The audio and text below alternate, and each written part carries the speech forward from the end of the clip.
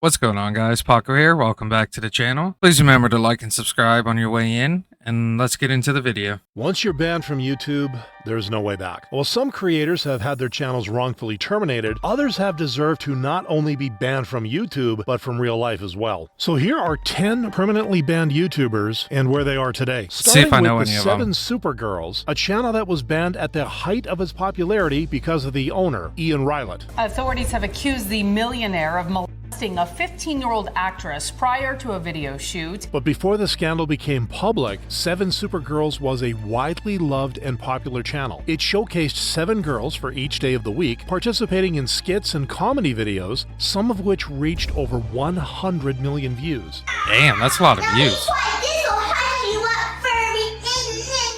Being active until 2018, the channel gained over 9 million subscribers, most of whom were young girls. Hunter is up there, but look at this craziness. I can see why Tim decided to opt out on this. Behind the scenes, however, things weren't as glamorous as they seemed, with one of the members... Is it ever as glamorous as it is behind the scenes? Most people don't see what goes on, the everyday struggle of content creation, and what it takes to make it. Kaylin Wilkins sharing her experience. It would threaten me so much. I was told that if I wore makeup, it would be over. He said, I will never provide you with an opportunity again. You will lose your spot on the channel. This harrowing experience with Ian was shared by another member, Emily Jade. I remember you had to wear summer outfits in all of your videos, even when it was middle of winter. If you went outside to film, you would have to be wearing a skirt or a dress or shorts, and I remember how awkward that was to be filming in a skirt in winter. However, these overbearing rules weren't the only thing that was strange about Ian. He would tell us that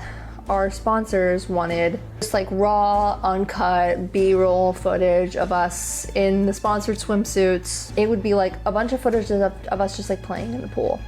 And he would go outside and we would all be playing in the pool and he would film us. That's a little creepy, not gonna lie. You're doing that to young girls? Always him, for some reason. And he would film us for 30 minutes. Ian, for the most part, kept the girls under check using threats of replacing them or holding their income, with this ugly truth finally coming to light in 2018. According to the arrest affidavit, Ian Rylett invited the 15-year-old to his room and directed her to take her shirt off to practice wrapping her breasts down. Following this That's expose, creepy. Ian was arrested and his channels were demonetized before being entirely removed from YouTube. Today, many of the original 7 Supergirls members have moved on with their lives, with some doing YouTube full-time while others have gotten off social media altogether. But while these girls were still somewhat protected by their parents, the same can't be said about the girls from Toy Freaks who needed... Yeah, that dude definitely deserves to go to jail for the rest of his life. You're gonna do that to young girls 15 and under. I can't say the word here on YouTube, but we all know what it is. That's disgusting. protection from their own dad. In 2012, Gregory Chisholm created the channel Toy Freaks, where he would post skits with his 2 daughters as the faces of the channel.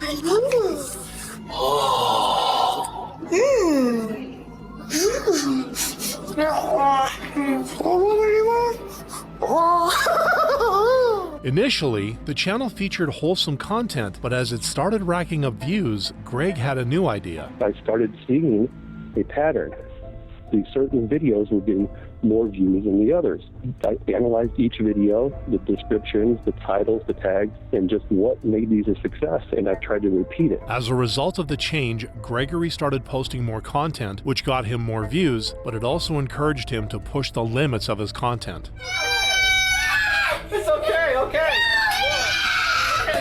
The videos became less family-friendly, with Gregory's daughters put through more uncomfortable skits with each upload.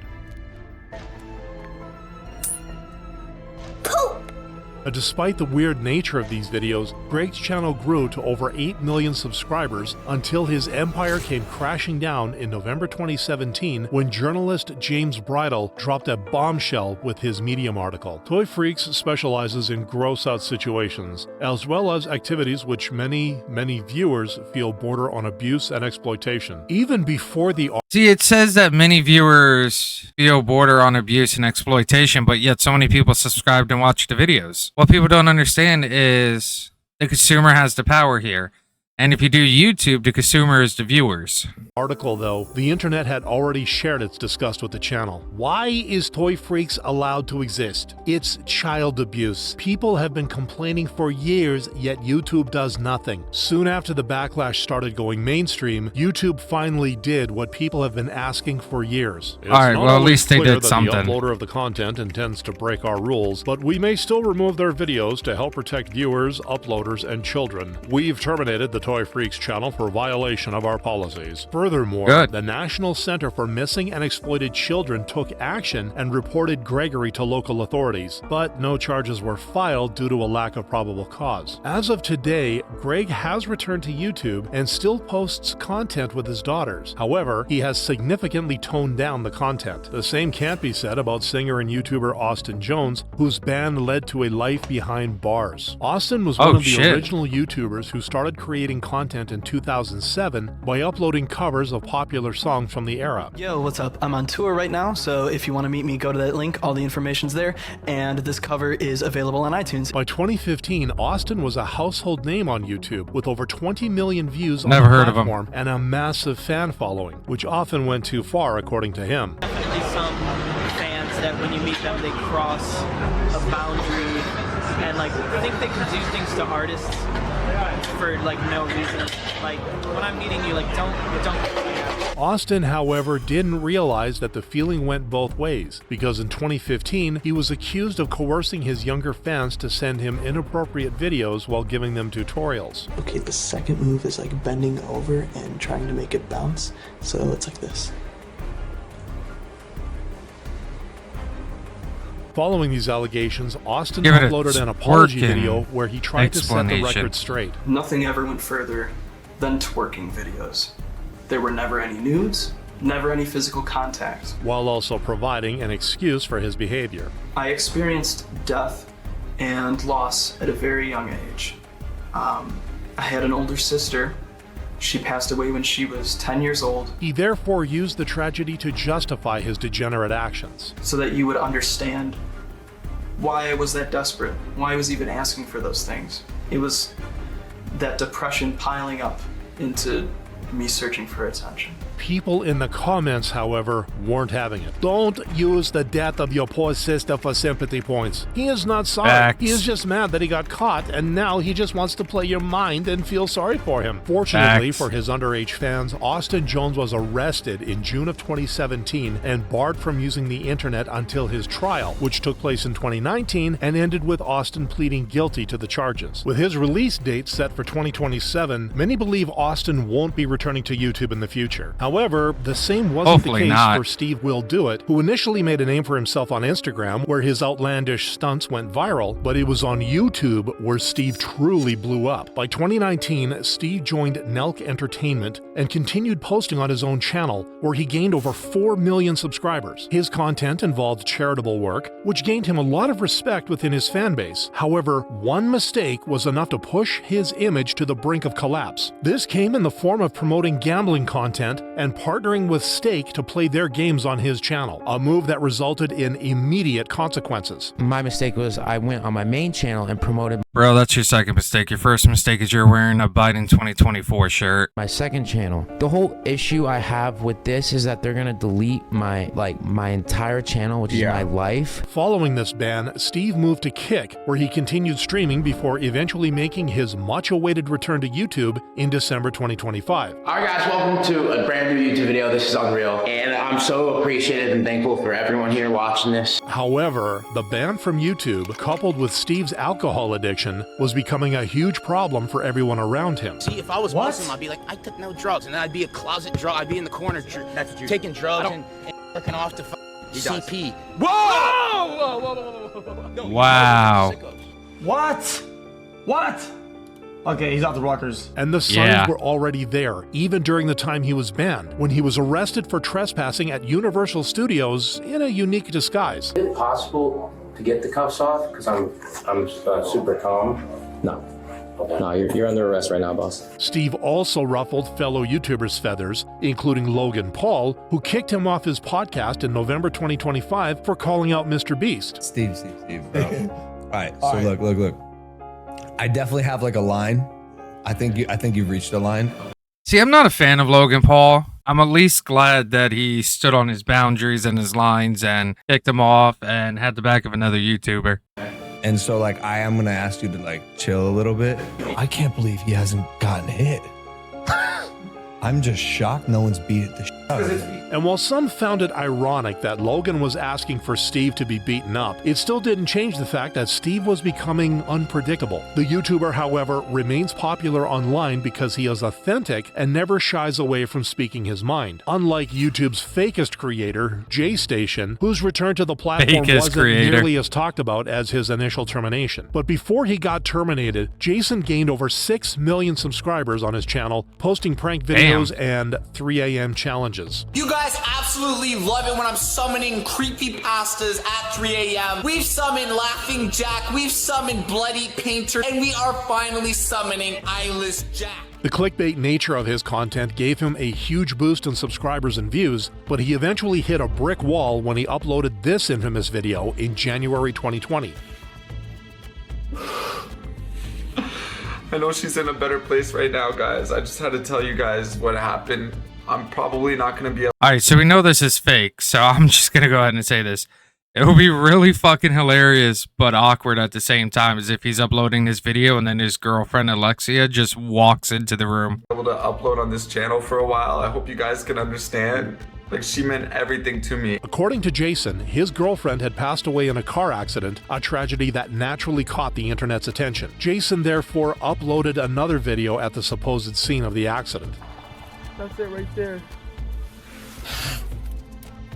It's okay, man. Everything's gonna be okay. He would even try to contact his deceased partner in a 3 a.m. challenge. The last thing I actually said to her was, babe, can you pick me up some Popeyes before you come back? And she never came back, guys. I need to say a proper goodbye, guys. So tonight, we're gonna talk to her on the Ouija board, guys. However, this content dump was put to an end on January 28th, 2020 by the same person whom the internet had been mourning the whole month. Then these videos happened where Jay faked my death, and I felt sick to my stomach from the minute that he posted it. I did not want to play with anybody's emotions. I don't think it's a cool stunt to do. I would tell him that I didn't feel good, that I would feel sick to my stomach, that I would feel nauseous. He said, it doesn't matter, everyone's gonna forget about it in 2 weeks. The reveal turned confusion into fury, prompting the internet to go in on Jason for the vile stunt. Being in a relationship with JStation sounds like a fate worse than death to me. For Jason, however, a worse fate was waiting in the wings, as in March 2021, YouTube permanently terminated his channel, which should have been the end of the story, but Jason would return in 2025 on a new channel called Station Studios. I made a bad video, I regret doing it, but it wasn't never my intention to cause any drama to YouTube at all. Like, this was a big mistake, and I'm sorry for it. Losing my channel, I accept it, but being banned for life is just, I think it's too extreme. Today, Jason continues to post on his channel, talking about scary topics around the internet. Some habits die hard though, as it seems that he still can't stop clickbaiting his audience. But while Jason was eventually allowed back on YouTube, Super JoJo was nuked off the internet for good. A YouTube Kids channel that was created in 2019 as a competitor to Coco. Okay, having a kid now, kind of looking at the YouTube Kids stuff, I could tell you that not everything on there is for kids. There's some pretty jacked up shit on YouTube Kids. Melon. Super JoJo's catchy nursery rhymes and colorful style quickly gained traction, resulting in over 20 million subscribers within 3 years. They had tried to nail the Coco Melon style, a bit too well, in fact, causing people to note the similarities between the two channels.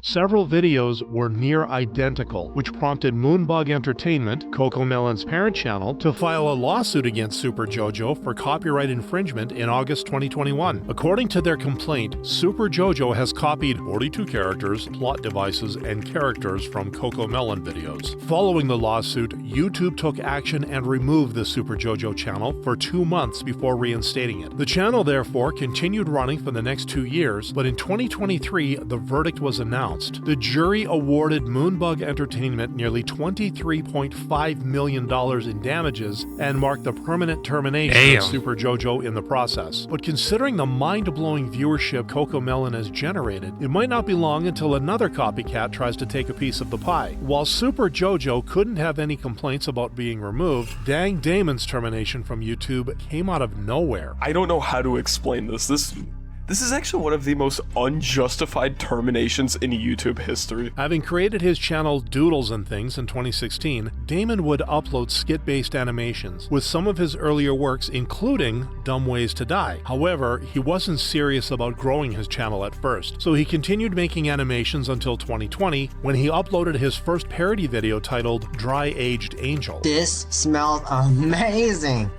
Right, Angel. Seeing potential in parodies, Damon rebranded his channel in 2023 to Dang Damon and started uploading the videos that would define his legacy. Hey, Speed, cut off your head. Yeah, do it. Do it. Oh, come on, hear me out, chat. I ain't gonna lie, chat. I don't want to chat. I ain't gonna lie, my mama, bro. Following the change, Damon continued posting satirical parodies of famous YouTubers like Master Oogway. I'm getting shouted attention, you guys. Man, I must have struck some real fucking gold right here, you guys. The change in content was a massive success, as Damon's channel went from 4,000 subscribers in 2023 to 80,000 by 2024. However, Damon's career was cut short in July of 2024 when YouTube terminated his channel. I'm Dang Damon, and my parody and satire channel has been wrongfully terminated for severe or repeated violations of the harassment policy. Further explaining why he felt what exactly did he do? Hardly any viewers take my videos seriously, and none of the YouTubers that have reacted to my videos have also taken them seriously. If you are in one of my videos, it is an honor, not a threat. Following his channel's deletion, Damon contacted another YouTuber, Peep is Awesome, who explained how the termination showed YouTube's double standard. Yeah, you know what else is harassing people?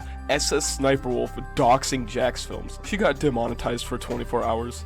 A multi-millionaire who literally makes millions of dollars a month got demonetized for 24 hours. Literal slap on the wrist, bro. And fans rushed to the comments to voice their own frustrations. It's honestly unfair. All the big YouTubers with millions of subscribers are able to get away with anything, but the smaller creators get terminated for nothing with no explanation. Despite it might not be fair, but it makes total sense. If you have a creator who does something a little fucked up and it's bringing in millions of dollars to YouTube, because I forget what the percentage that YouTube takes, but if you also have a small creator who is just able to monetize and they're only making YouTube a couple $100, yeah, they're more likely to permaban a small creator than one that's bringing in millions of dollars in ad revenue to YouTube. It's not fair, but it makes perfect sense. Despite the public support, Damon's appeals were in vain and he couldn't get his channel back. And while he doesn't post on YouTube anymore, Damon created a memorial site to host all of his old videos. Eventually, Damon started animating a new series called Influencers University, which he continues to post on his website. At IU, we transform passionate, creative YouTubers into soulless, clout-chasing, profitable machines. Despite being banned from YouTube, Damon was able to build a loyal fan base who still follow his work and respect his decision to stay true to his unique style, a situation that is in sharp contrast to that of Leafy is Here, who initially... Okay, Leafy is Here I kind of know about. I did watch some of his videos, like back in the day before he got banned, and I thought they were pretty good. I don't know exactly why he got banned. I didn't exactly follow along with it. I just know one day I was subscribed to him and the next day his channel was gone. So I'm actually glad they have Leafy is Here on. He gained notoriety on YouTube by involving himself in as much controversy as possible by picking on other people. Eyeshadow with the long dyed hair straightened out, the contacts. It takes this motherfucker probably like 40 minutes to get dressed. With YouTube cracking down on channels like Leafy's, the creator eventually took a hiatus in 2017. Now, if it had been Leafy's last ever upload, he would have had his haters, but at least he would have also commanded respect within the YouTube space where he invented the commentary genre. But seemingly eager to dig a deeper hole for himself, Leafy returned in 2020, kickstarting his comeback by calling out iDubbbz and Ethan Klein, two creators who had called him out in the past. Encouraged by the response to these videos, Leafy moved on to his next target, Pokimane. I'd watch Jake Paul vlogs before Pokimane. I'd watch gay porn before Pokimane. I think I'd watch anything on YouTube before Pokimane. Other than calling out Pokimane's content, Leafy took jabs at her inability to take criticism. If you make a video that is negative about her, she's gonna try to gun you.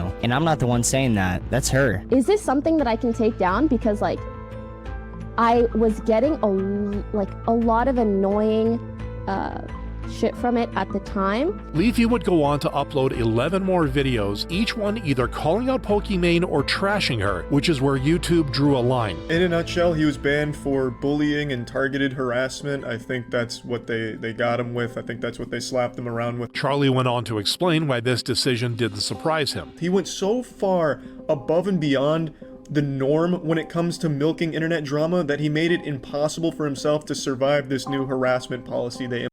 Well, yeah, because if you make a video or two about something going on and you call somebody out on something they did and you just kind of leave it there, then it's not harassment, it's not bullying. But 11 plus videos about one creator, it could get to the point where YouTube could see it as harassment and hateful content, and then immediately you're done, you're gone. Implemented. Following this development, Leafy would try to make comebacks on alternate channels, Twitch, and even Rumble, but they were all banned, leaving him in a horrible position. Talk to Leafy like 3 times a month.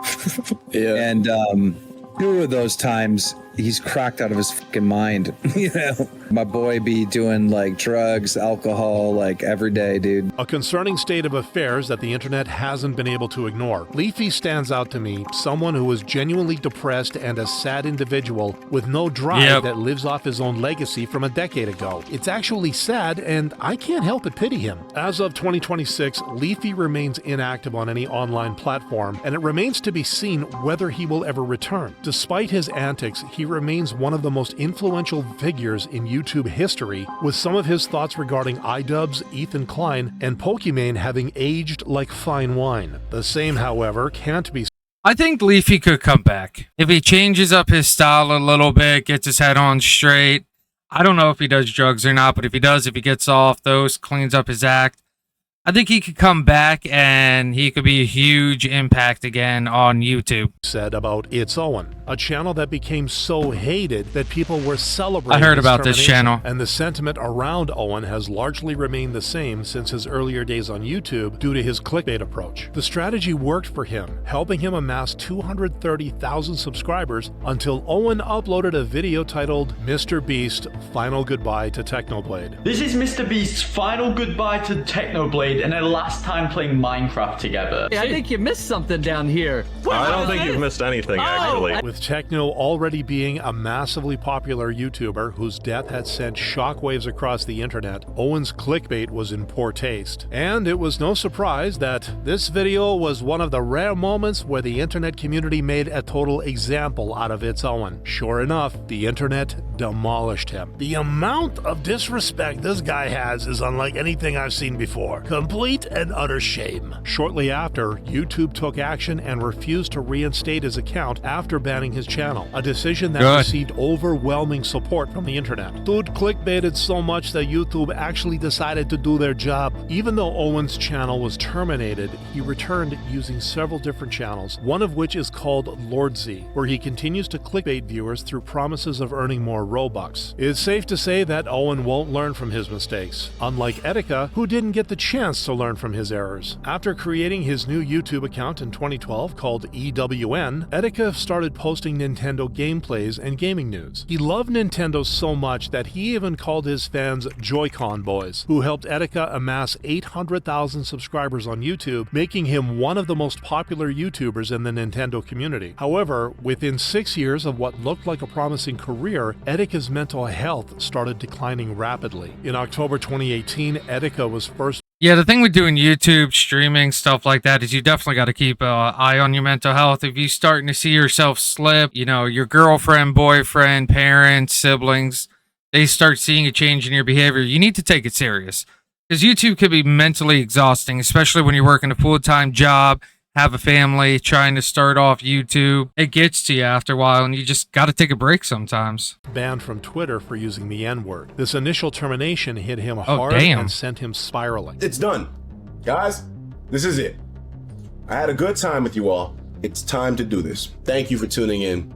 Following this video, Etika uploaded a message on Reddit which concerned his fans. And now, it's my turn to die. I love you all. Keep fighting for me, okay? As a result, hundreds of people posted on Twitter and Reddit wondering if Etika was okay. I survived and I couldn't be happier. I thought death was the answer, but it isn't. It's a trick. Don't fall for it. Please reach out to me. I will do anything to secure your mental and physical safety. Etika therefore created a new channel to continue growing his online presence, only to break down once again and post inappropriate material in 2019, which resulted in another termination. And over the next couple of months, Etika's mental health would continue to decline as he constantly tweeted about offing himself, which led to fans asking the authorities to step in. I'm scared. I'm scared. I'm scared.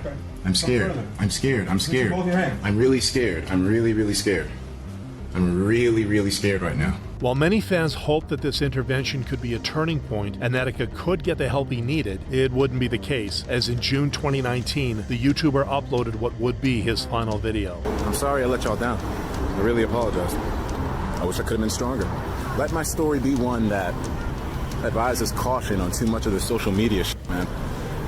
It can f*** you up. A few days after the video was uploaded, fans alerted the authorities to the situation, and after some searching, Etika's belongings were found on the pedestrian walkway of the Manhattan Bridge, which included a backpack, wallet, laptop bag, cell phone, a change of clothes, and a Nintendo Switch. His body was discovered a day later, and as the news was confirmed, the internet was heartbroken. It's so frustrating to know that in his last moments he was being mocked and clowned on by the internet. I didn't grow up with him, but he has honestly become a very important figure for me, someone who I keep fighting demons for. Despite Etika's content being permanently banned from YouTube, he very much remains alive in the hearts of his fans, making his case one of the most tragic consequences of a permanent ban on YouTube. Bro, that's sad. That is really fucking sad. That the last one was somebody offing themselves. Well, yeah, I hope you guys enjoyed the video. Remember to leave a like, comment, subscribe down below. And there were some YouTubers on there that I knew about, but most of them I didn't.